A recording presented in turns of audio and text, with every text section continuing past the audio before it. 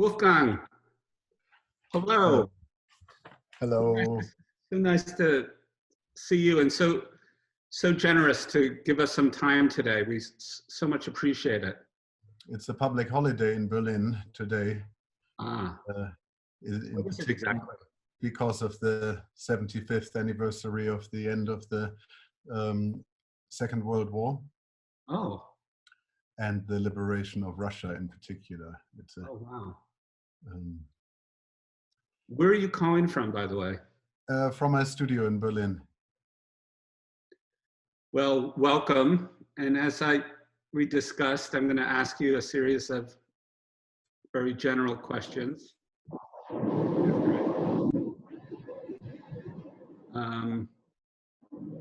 Ready for the first question? Yes. Okay. What is your most vivid memory from childhood?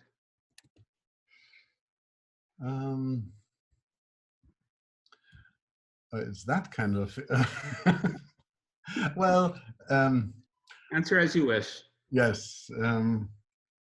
I guess on the 16th of September 1978, just when I was 10, observing my first lunar total eclipse in the evening. And I somehow always remember that date. That is such a beautiful image.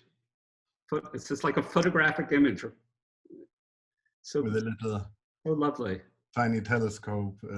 So yeah, childhood was marked by first a love of plants and gardening, and then I dropped it somehow and turned to astronomy for some years.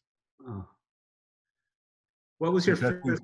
What was your first aesthetic awakening when you first realized you were an artist, perhaps, or one to endeavor in that? I mean, I wanted to continue saying that astronomy was kind of my visual initiation.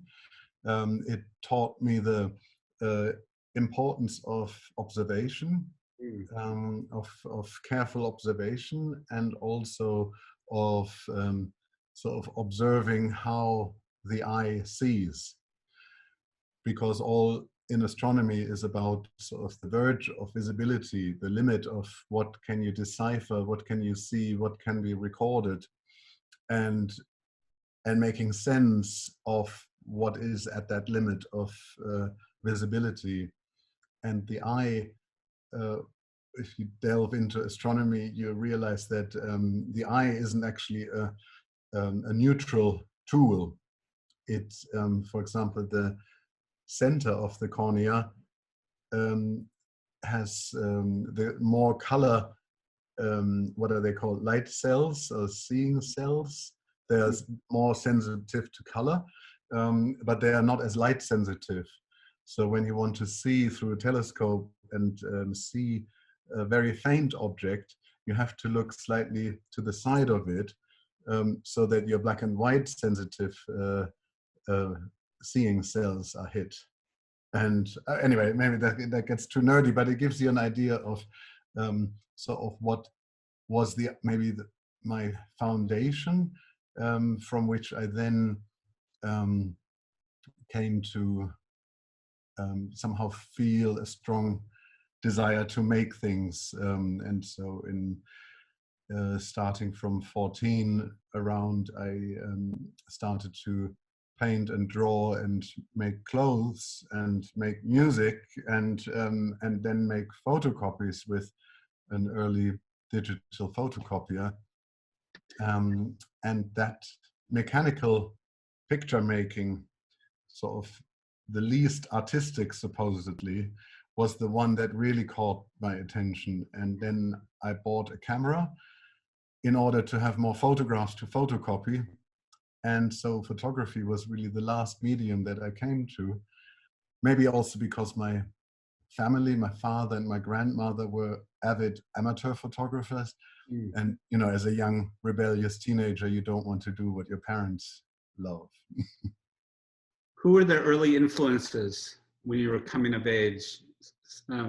Photographers or other art practitioners?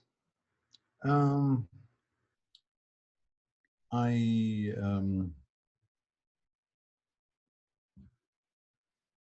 mean, it comes in stages, but visually, I've been looking at the newspaper of my parents, the Frankfurter Allgemeine Zeitung, and my father also subscribed to Time magazine, and I often pored over news pictures, and just the quality of them somehow super intrigued me. At that time, color printing in magazines wasn't particularly high quality, and so pictures in Time, the color pictures used to be often off register and sort of have weird color outlines, and there was a connection that I felt to, on the one hand, the photographs reporting real events, reportage, and on the other hand, these being actual little pictures on paper. And how do you negotiate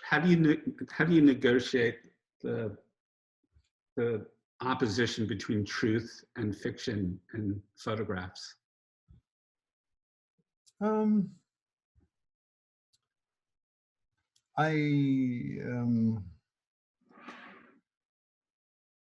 It is a negotiation. Yes. It is anyone trying to draw sort of absolute lines, I think, should think twice, because I mean there are sort of fictions of truthful photography, for example, which are totally fine. But for example, in the 60s or 70s, that the school of photographers chose to always show the black frame of the film, right? Not to prove that they haven't edited, that they haven't cropped the image. Right. And so that was somehow a dogma of truth. But of course, the real truth, or the real untold story, is the one that is on the other, besides the frame that the photographer chose. So whatever we do in photography is of course, it just starts with this extreme choice that we make, like where to point the camera at. So that is so selective to start with. But in my case, I feel, I mean, one thing that's important to me is that I see myself as an analog photographer still, even though I use digital cameras for the last 10 years, roughly 9 years. And I mean that with analog, I mean, I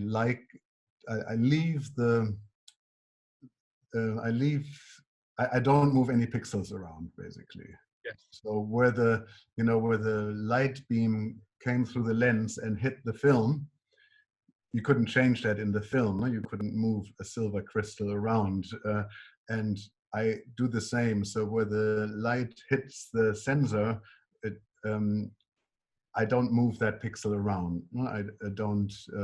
So I do in the dark room what I can in the light room, what I can do normally in the dark room, because I feel life is so surreal already and so incredible, and so there is so much choice that I personally don't feel I need to manipulate digitally.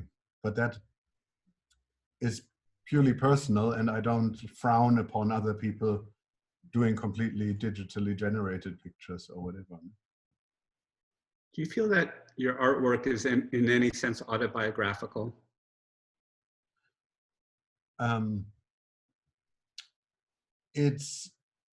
I mean, autobiography is not the impulse, it's not the motivation. I didn't start thinking, okay, I want to write a diary. I felt more like I'm looking for connection to other people through sharing, through shared experiences. So what I by reality, I mean by practical reality, I have to use my life as somehow the source of my work. You know, be it a byproduct of life or be it a project that I endeavor on to photograph. Both cases, my body has to be there, and so it is autobiographical by that standard. But what I hope for is that I don't speak about when I photograph, for example, the folds of clothes. Mm-hmm. I don't want to talk about look, these are my clothes, or these are my fruit, but I want to photograph them in a way that translates what I see in them in a, I wanted to say most universal way, but that's not true. Who knows what is the most universal way? But I hope that some other people can see, or they can smell in my picture what that smells like, or what that feels like, what it touches like, and that is more my motivation, to try to find connection, which is a kind of solidarity of experience. Now I'm 51, and having clocked up, I guess, 35 years of pictures, there is just no way of denying that that there is an autobiography being written as well, and that is something that is fantastic about photography, and yeah. That anticipates my next question. So when you look back retrospectively at all your various bodies of work, and all the sort of beautiful series that you've made over this long period of time, what do you see as the central themes or preoccupations in your work?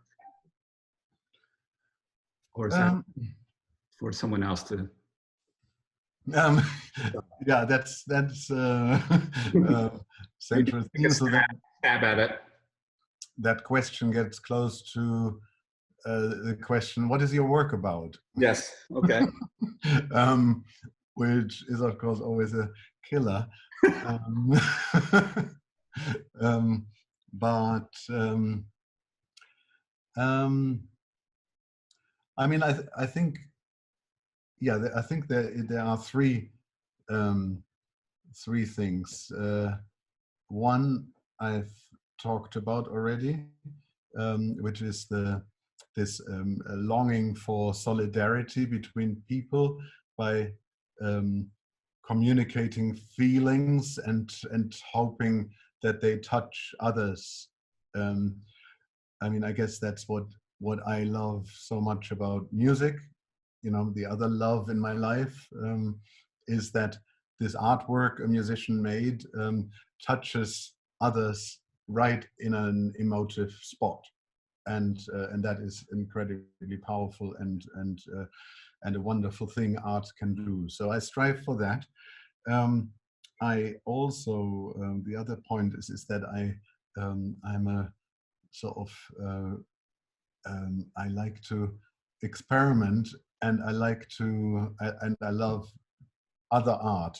I love other photographers and artists, and I think we couldn't do what we do without all the artists and image makers that came before us.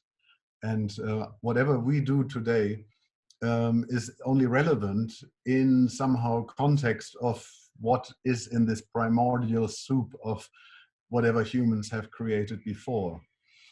You don't have to know everything, but somehow have a sense of that. You are working in that context, and so there, I feel always I mean, it's not a competitive spirit, but maybe a sportive spirit of wanting to invent new pictures, you know, find new ways of how to do this. And at the heart of my sort of interaction with the camera is often the question, can I do this? Mm. Mm. You know, like seeing a sunset and asking myself, you know, can I do this? You know, with all the cliches of sunset photography, with all and everything that speaks against the possibility that I could make something new. But that's kind of that challenge is I like to make new things, to try not repeat myself. And the third is the idea of using my work as an amplifier. Mm. So, and that's why I've been from early on working in exhibitions, but also in magazines and media, because I somehow, yes, see, I mean, as artists, we are having a medium, and that is communication, and that is an audience, and so what you choose to portray or to talk about gets attention. And so because I've also had a huge interest like in music and art, and but also in politics, and in maybe also particularly growing up as a gay man, I was aware of that politics directly affect my life. And so I use my work to, you know, when I photograph a musician that I admire, I share that musician, I mean, that knowledge, or I amplify his work, and the same with political causes. And so it's really those three, like I guess an emotional communication, an amplifying political also motivation, and then the inventing, playing, I mean playing, experimenting, but playing, that's a word that's important. And That's a great description of the artistic practice, I think. sorry, it was a bit long, but No, and the three, don't forget play. yes. You know, in a place like Yale, or in higher education, you are always pushed to, or encouraged to talk about, to explain what you do. And of course, if you say in class, I just wanted to play, I enjoyed playing, I don't know how well that goes down. But What is the least favorite part of the artistic process for you? The part you like least? Um,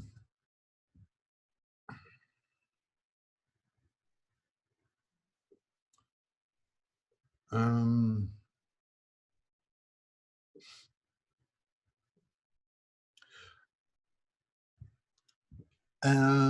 the fear of it drying up. Yeah. You know, I think that's honestly the biggest one, because I mean, I am enjoying, you know, a very varied and lively career, and it would be ridiculous if I complained now and said, oh, keeping an archive is terrible, or having to give interviews is terrible. It's all part of a package of an experience, and I am free to do as much or less as I want in where I'm at.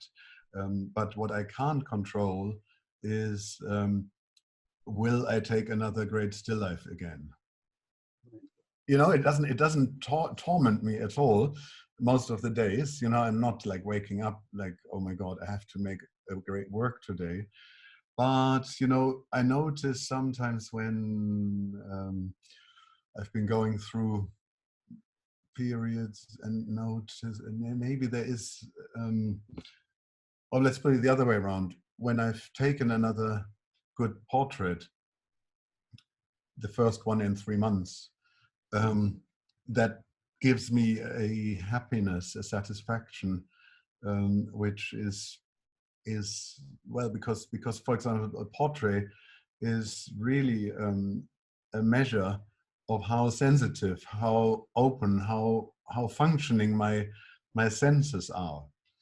Because if I'm closed down and locked down, I can't really be open to somebody I photograph. Right. What is the part you like best? The thing you like best about being the process? Um,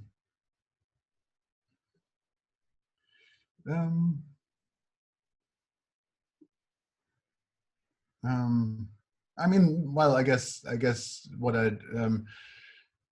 what I just described, no? Like when you really feel this is something that you could not have planned. Yes. I think that's when I feel that I've done everything I could. I've tried and put as much effort in as possible. But then the result has something that I did not know before. And that is, of course, always, I mean, for me, the certain, I don't know what, je ne sais quoi, you know, what you know, if art could be written down on paper, how to do it, you know, it doesn't work like that. There is concept, there are ideas, but there is a certain, and I don't want to say, I don't want to use the word magic. It's something beyond words, and when that flows, ebbs and flows freely, that is beautiful, and then the results come freely from that. Who's your imagined audience? Do you think about that? Yeah. Mm.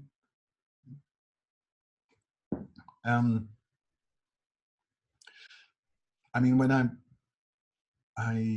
it's really maybe an audience of a dozen. Mm-hmm. That shouldn't sound arrogant, but this dozen are people that have known me for the longest time, and that I trust their vision and their thinking, and I know how to read them. You know, I don't always necessarily agree with everybody 100%, but I know, and I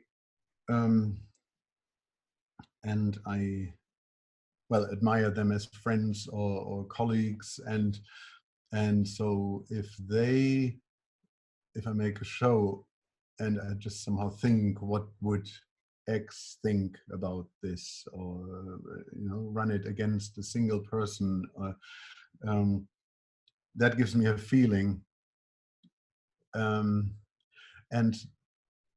if they like it, I know that it will be good enough for others. You know, it's Right. like so like when I show in New York, for example, maybe the best educated audience I have, I of course think about what have they seen in the last years. Some people have seen every of my shows from 1994 onwards, but it's more like if you think about the ones that know best or that you respect the most, you will then catch the rest as well. You know, I never think about sort of like a mass audience, because you can't read what people might like or not, and it's not good to work towards that, I think. Do you have any thoughts But about here, how, I mean, yeah, ultimately it is peers. I cheers. mean, Yes. and that is why college I found so important, is that when I was in college in Bournemouth, I mean, I felt that the biggest teaching is from your fellow students, talking to each other, And this is the only time, or ideally, it is the only time where you are all equal and and not one-man shows that you will be when you leave the institution. Do you have any thoughts about how images are now mostly disseminated on screens rather than prints hanging on a wall? Cell phones and computers and social media onward. I mean, they were only like on walls really the last 25 years in a very much expanded way. No? I think before it was also the printed, I mean, it was media, no? Yes. Magazines, newspapers, books, and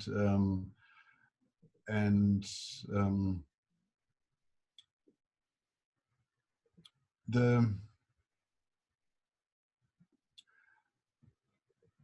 I think it's sort of both. No, it's the advantage of being able to see everything that we can see now on screens is just so huge that one can't really discuss that away.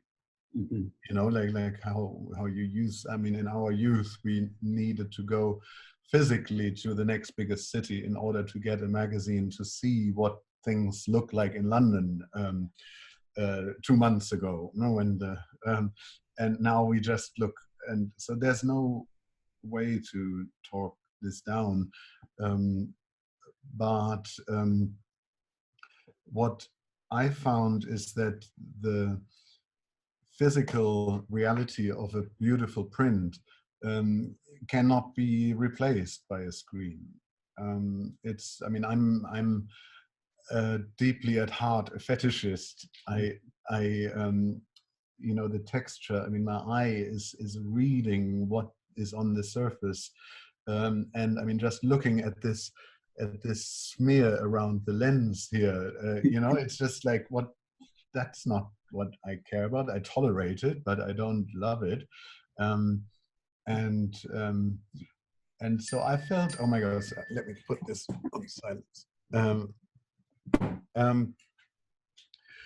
So I felt that through digital photography, through switching to digital photography around 10 years ago, that that the print, the large-scale print, is actually the only place where you can see the full potential of this digital work, because there's no screen that's big enough that can show this almost infinite resolution. And it almost strengthened the argument for the actual print. But that is, of course, only for those who can see that, who care about that.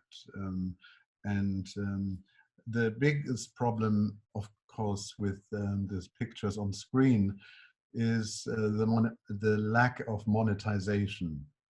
And that is, I guess, something that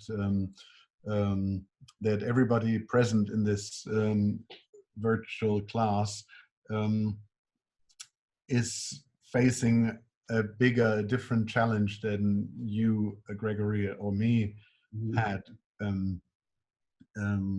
because not to say that it was all rosy and wonderful. No, there was in the 80s, in the 90s, in the noughties,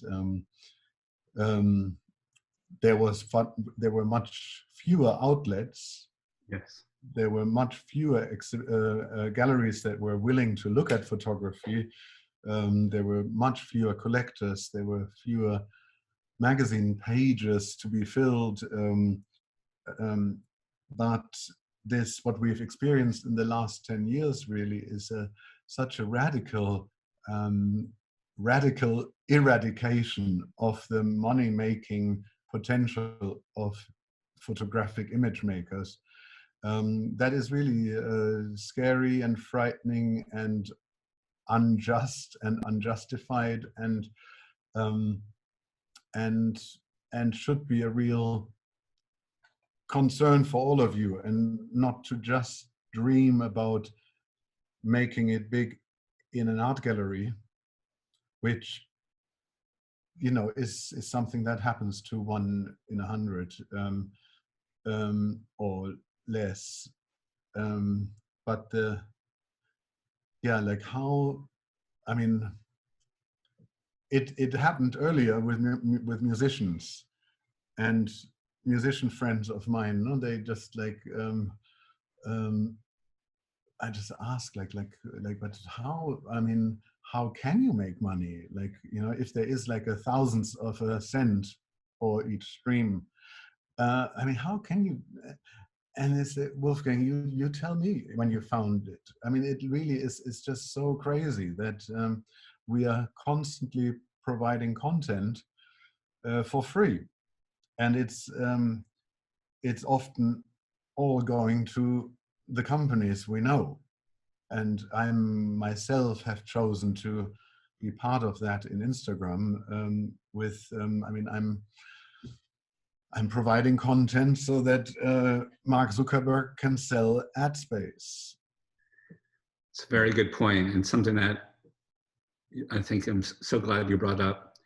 I'm going to switch gears slightly here, or maybe dramatically, and ask you, is there a movie or a song that makes you cry? I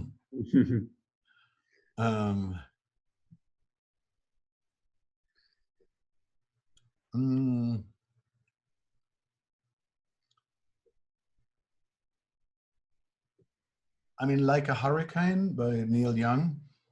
That is a good one. Great choice. Yes. That sort of is greatly touching me every time I hear it. Yes.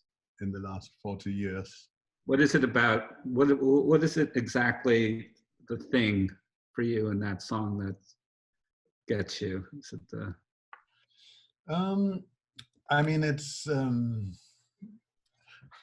I mean, first of all, that man's voice, and then the instrument in his hand, how he makes both of them sing, the voice and the guitar, in this most emotionally direct hitting way, and then this I guess this longing, no, the lyrics,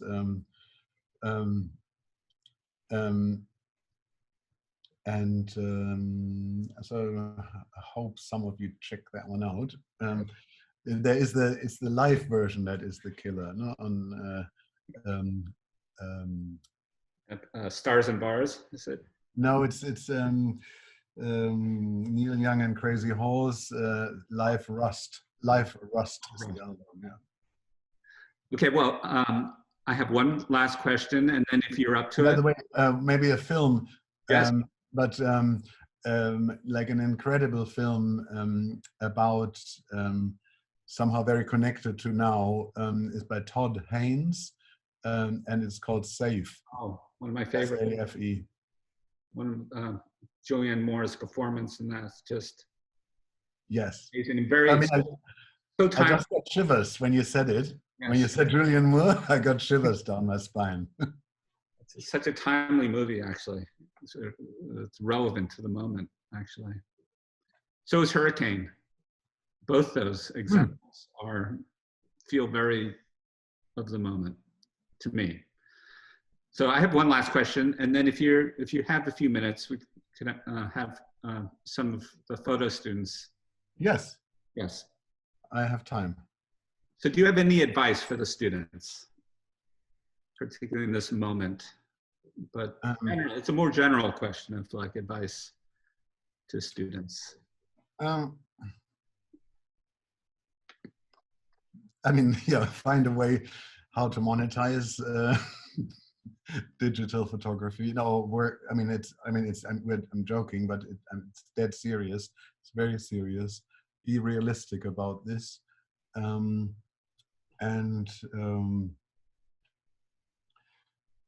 and use your colleagues, like I said earlier, like use the time. Don't do too much outside work. I mean, if you have to work, of course, that is what you have to do, but don't focus too much on building a career whilst being a student. Being a student is a unique time in your life, and you cannot catch up on it afterwards. There is a sort of camaraderie in an ideal case that teaches you so much, and so to really show each other your work, ask each other for opinions, don't be cagey, and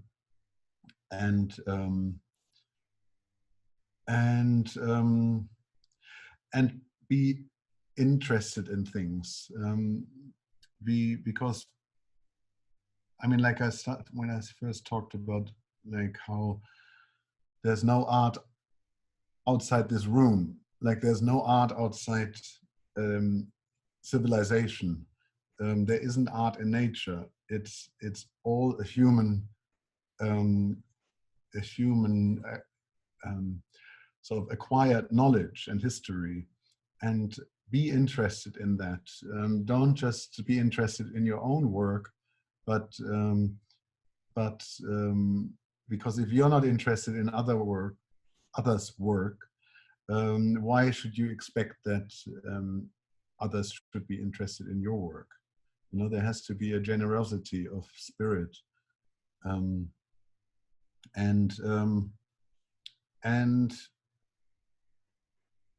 I found that art usually is most interesting when there's interesting thought behind it. When the desire to make art alone is not really an interesting motivation. When I see that in a work, that the most powerful motivation in this was to make art, that's not interesting. But when I see that somebody is super interested in a particular aspect of something, that really is powerful. And that's why I love also specialist photography, you know, and wildlife photography, because it just speaks about knowledge and passion. And so be interested in things. Don't just be interested in yourself or in making your work, but if you are interested in what you're looking at, then you automatically make an interesting picture. Beautifully said. Are you up for a few additional Yes. questions? Yes. Yeah, we have 15 easily. Yeah. 15 minutes, not right. Yes. Mickey. Hi, Wolfgang. Thank you so much for being here. Hello. I was wondering how you feel, if you feel that the process of making a photograph versus the process of making a video work differs in any way for you?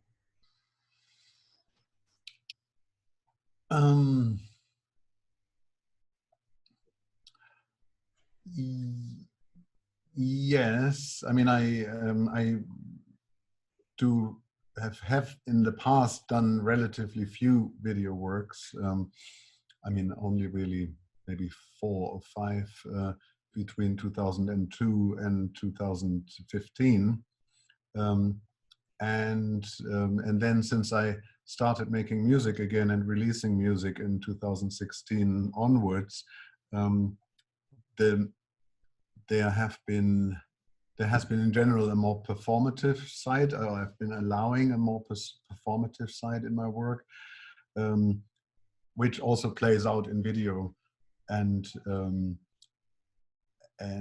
I have when I direct people in pictures, there is a smaller number of photographs each year where I sort of stage scenarios. Those are often kind of enacting what I would like to be or do. And in the video work, it's now sometimes myself actually acting or performing. And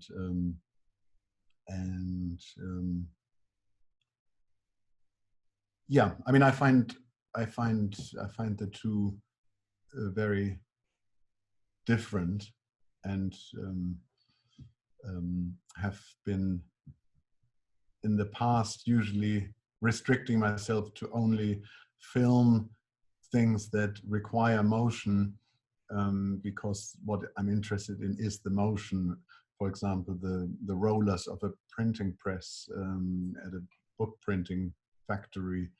And usually I had the camera static and still. Yeah. Thank you. Nabil. Hi, thank you so much for coming and talking with us today. Really means a lot. I was wondering if you could talk about the photographs that you made in the clubs back in the 90s and kind of maybe what you learned from that process, or if anything that you learned from working that way carried over into work you made after that. You know, I still go out, and I still occasionally take pictures in clubs. It's not something that I ceased to do in the 90s. It's sort of a continuum, and I guess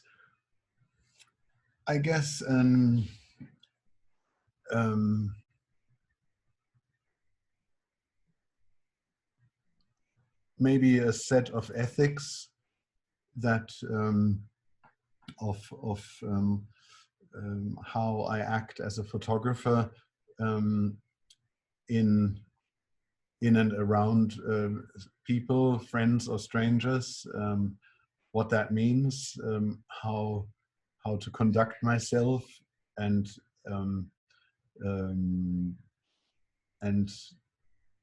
you know, the reason why I took those pictures was because I felt so so excited by the liberating aspects of these spaces.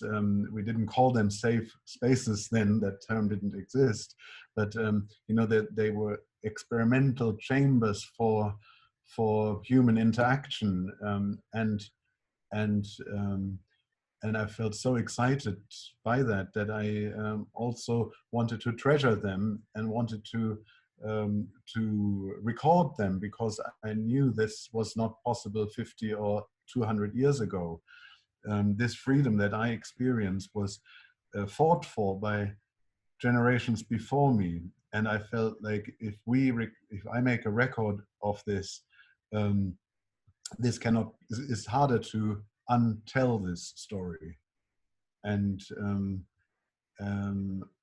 then I have, yeah, and so I took these pictures from the inside as being a participant.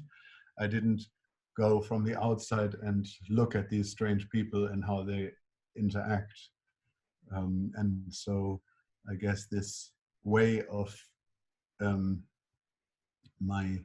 that the perspective is always yielding the result where it comes from, that I've learned from there. Ron Wei. Hi, thank you so much, Wolfgang. And I have a question about your abstract photography practice. So there is an article called "The Non-Political Implications of Your Abstract Pictures." So I'm wondering, what's the role of abstract art in your practice? Do you think abstract pictures can reflect politicals? I don't know that article. I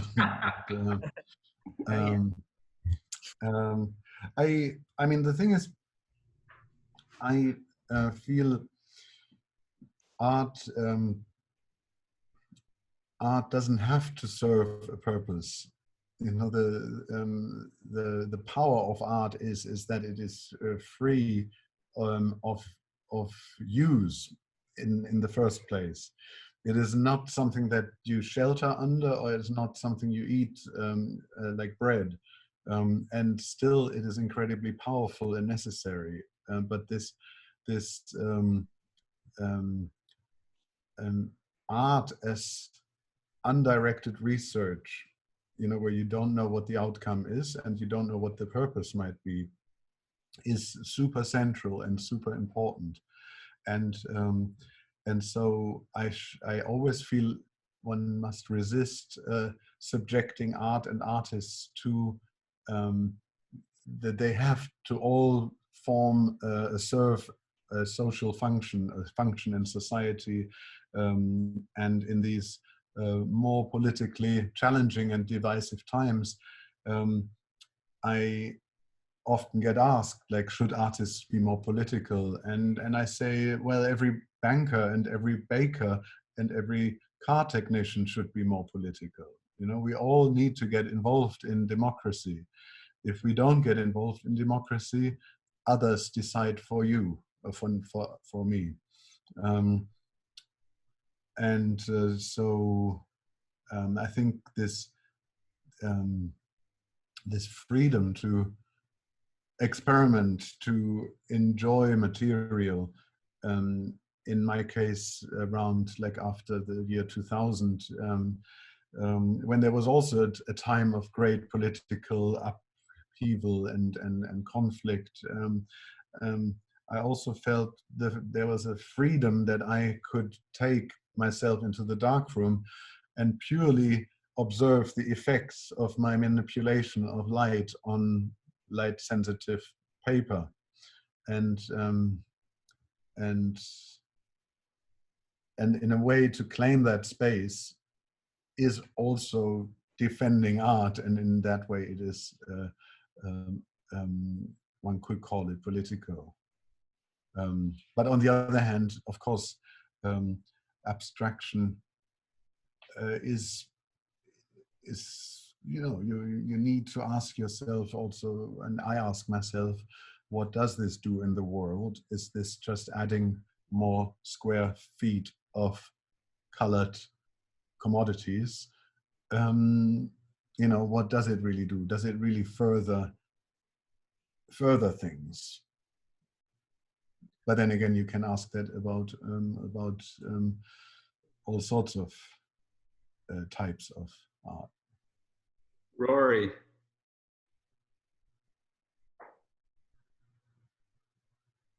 Rory? Yes. Hi. I have a question about, kind of extends Gregory's audience question, because I first learned about your work when I was 22 and bought magazine for the first time.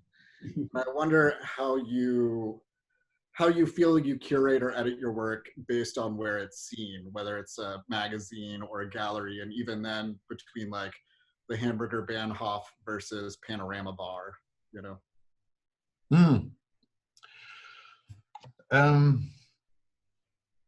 The answer is I do. I mean, I do differentiate. You know, that is really a huge part of my work, is to think about, to do think about the audience in context to, in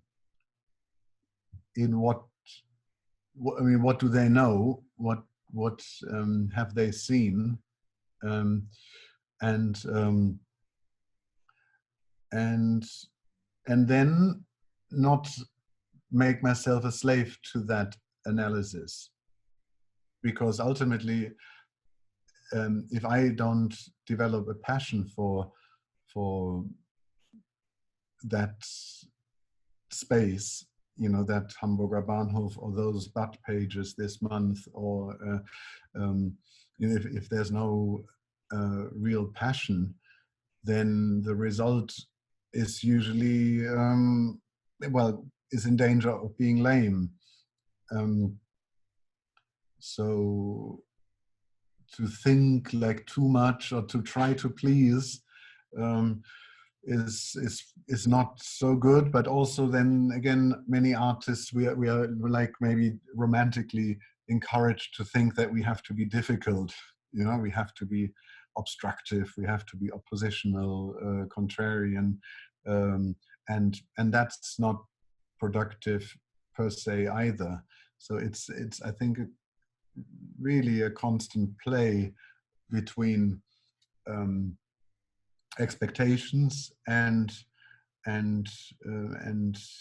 results, or what you give in, how much you work against expectations and how much you work with them.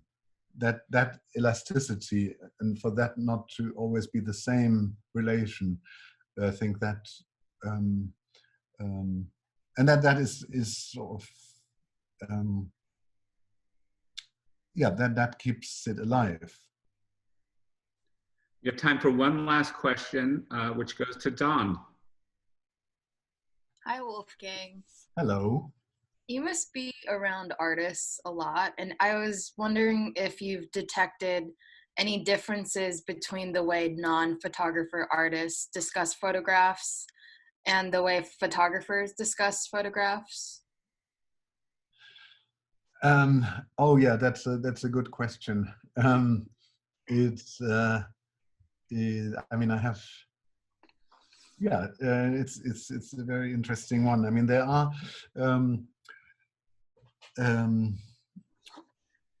for example, like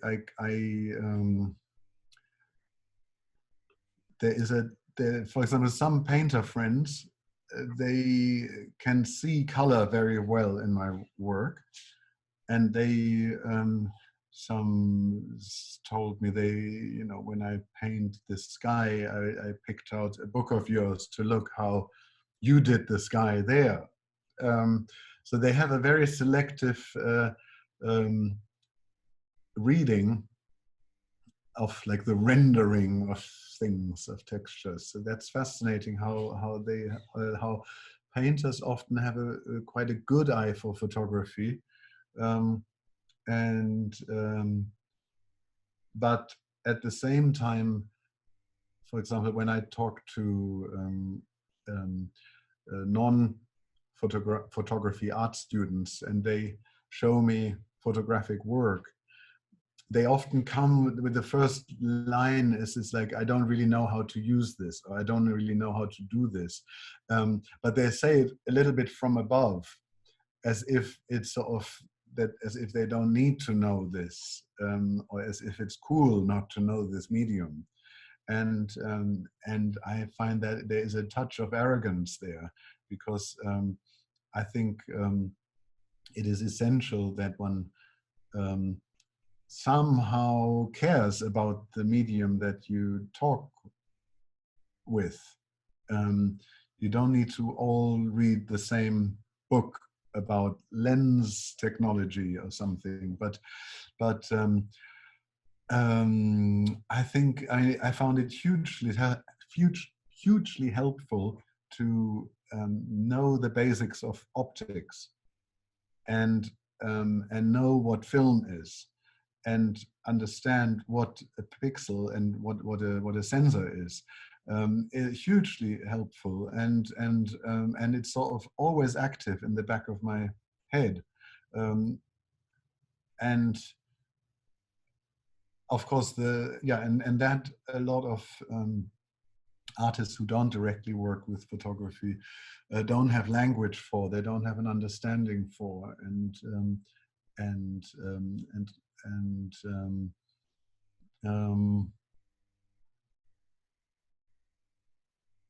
and so, yeah, but I mean, I like to talk to